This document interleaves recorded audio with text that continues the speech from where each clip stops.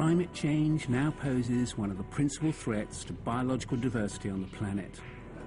According to the Intergovernmental Panel on Climate Change, in its report released in April 2007, climate change will alter the structure and functioning of most ecosystems, will reduce biodiversity and therefore compromise the ecosystem services required by all life on Earth.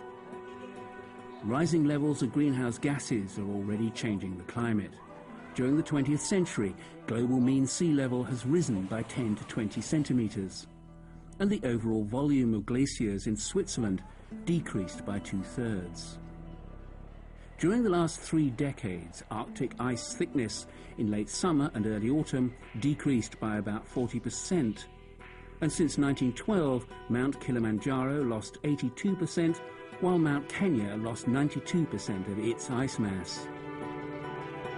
Climate change is happening. Climate change is most likely the result of man-made activities. Never in the history of mankind we have destroyed biodiversity as we are doing it. Every hour, 3 species disappear. Every day, between 100 to 150 species are disappearing. Every year, between 15 to 80,000 species are disappearing, and they are the result of thousands of years of evolution. What will this mean for biodiversity and human beings? In the coming decades, the added heat stress and drier soils as a result of climate change may reduce yields by as much as 1/3 in the tropics and subtropics, where crops are already near their maximum heat tolerance. Human beings will be affected in a variety of ways.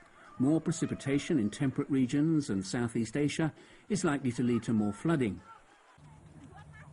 Less precipitation in Central Asia, the Mediterranean region, Africa, parts of Australia and New Zealand is likely to lead to more droughts. Changes in climate will allow an expanded range of some dangerous vector-borne diseases, such as malaria.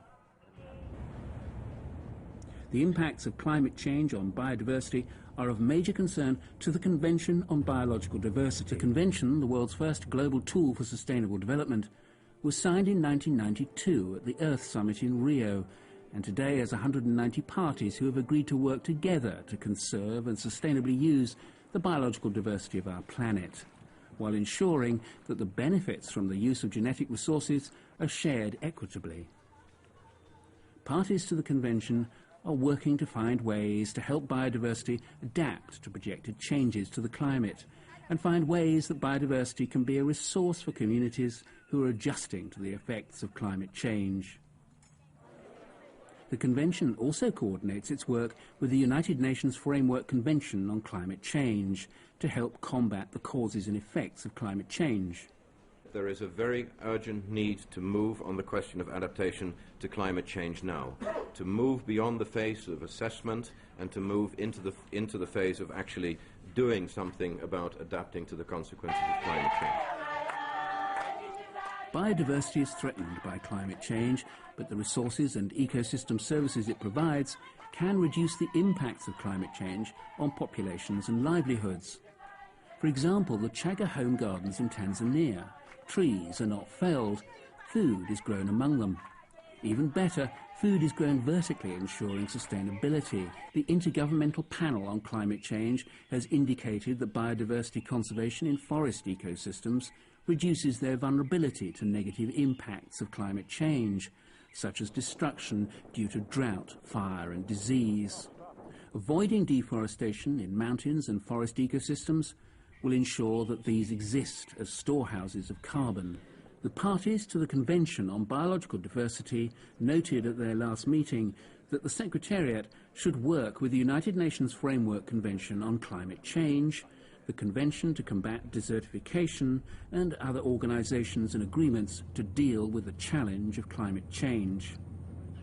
With the Framework Convention on Climate Change, the Convention on Biological Diversity has provided guidance so that afforestation projects under the Clean Development Mechanism take biodiversity into account. The Convention on Biological Diversity is also working with other biodiversity-related conventions, such as the Convention on Migratory Species, the Ramsar Convention on Wetlands, the World Heritage Convention, to come up with strategies on the impact of climate change on biodiversity. Working together to save biodiversity, we will have the resources we need to deal with and adapt to climate change.